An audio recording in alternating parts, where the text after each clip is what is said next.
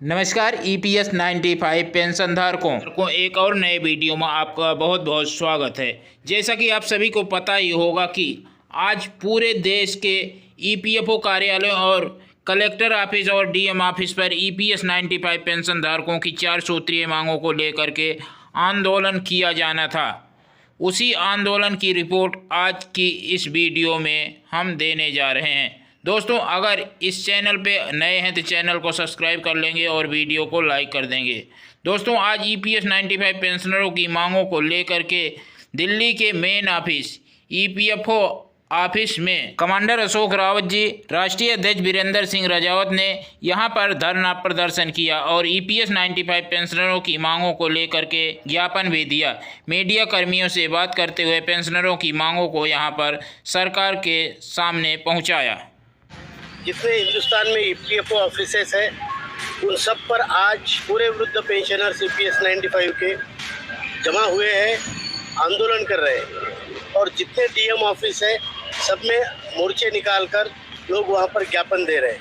पूरे हिंदुस्तान में ये आंदोलन है।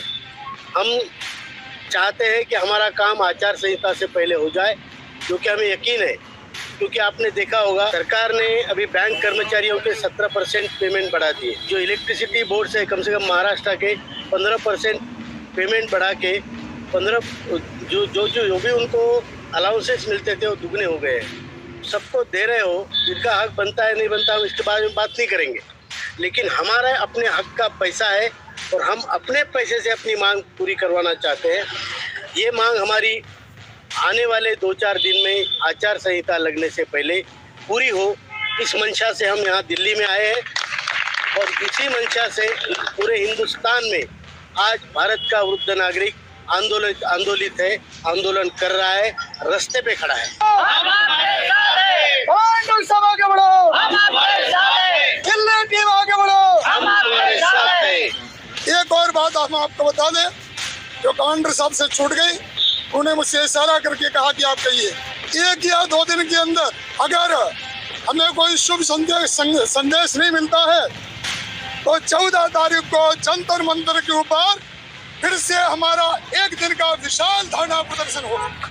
NSC chief commander Ashok Rawat ji ने कहा कि आज पूरे देश में सभी EPFO कार्यालयों DM ऑफिसों पर EPS 95 पेंशनधारकों का धरना प्रदर्शन कर रहे हैं। उनकी मांग है कि आचार संहिता लगने से पहले EPS 95 पेंशनरों की मांगों को पूरा किया जाए।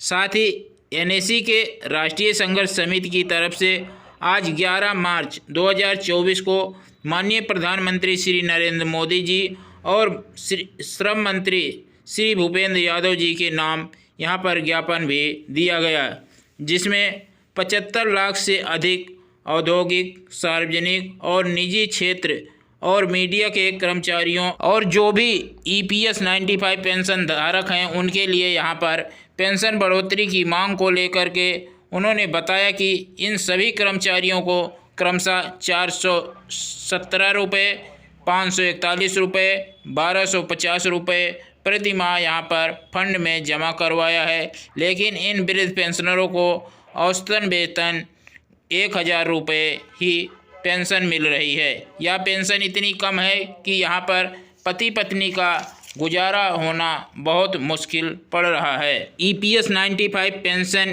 की योजना के अंतर्गत अल्प पेंशन राशि के फार्मूले के अनुसार तैयार की जाती है, जो कि महंगाई भत्ते के अंतर्गत नहीं आती है, जिससे भी पेंशनरों और पेंशन का कम मिल रही है। सन 2021 के बाद वार्षिक राहत खत्म कर दी गई।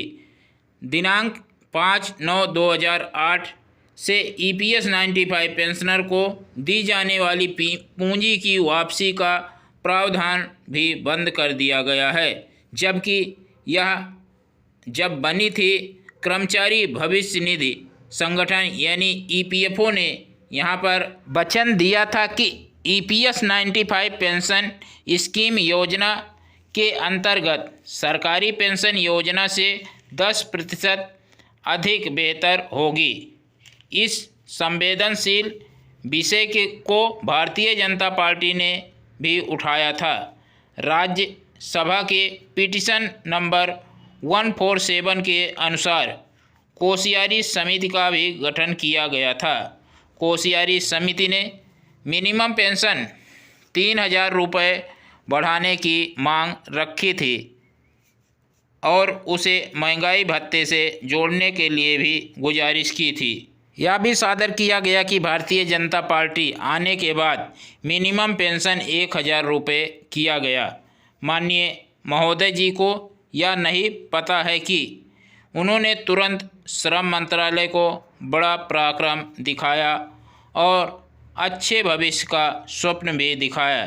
निम्नलिखित बदलाव 1/2/2014 को लागू किए, जिससे वर्तमान में EPS 95 पेंशन की कमी आई।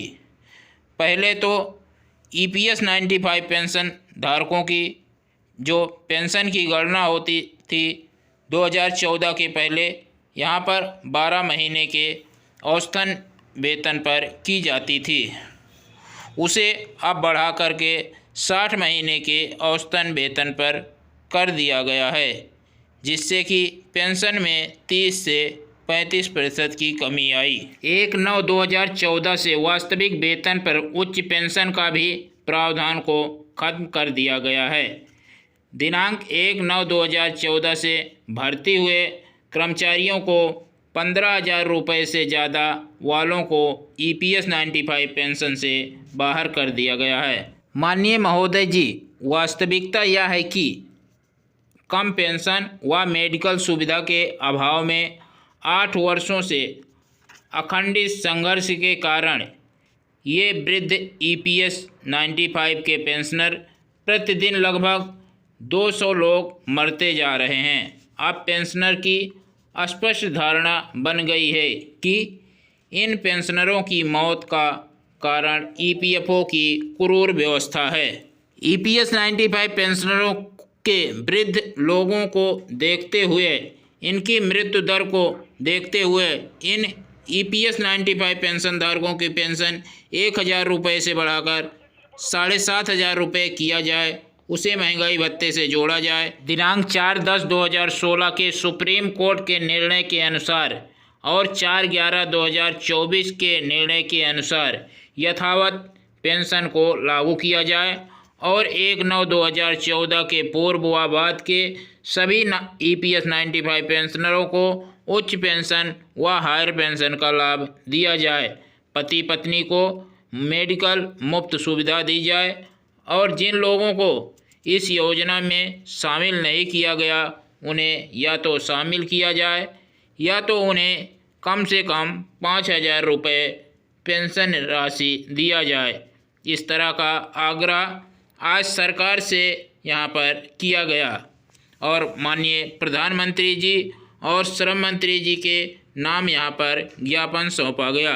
साथ ही इस ज्ञापन की कॉपी गृह मंत्री, वित्त मंत्री निर्मला सीतारमण, माननीय श्रम मंत्री, माननीय प्रधानमंत्री जी और श्रम मंत्री जी के नाम यहाँ पर ज्ञापन सौंपा गया।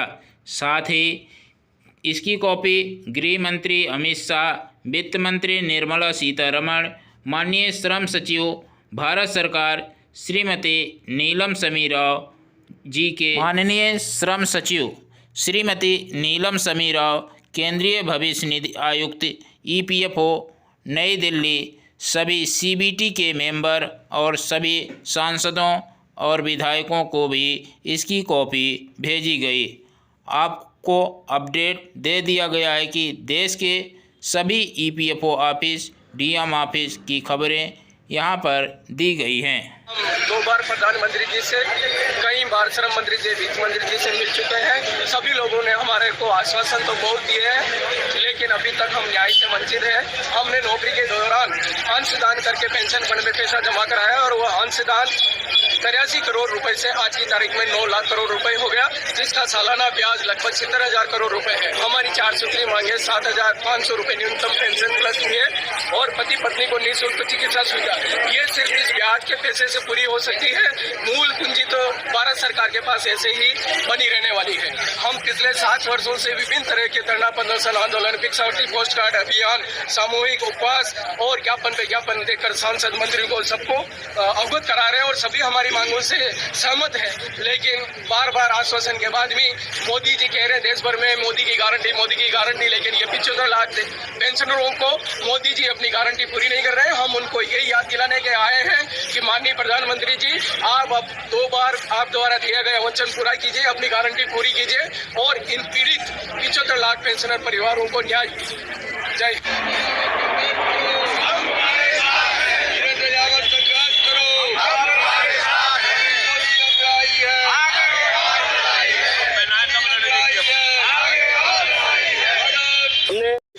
हमने आंदोलन किया।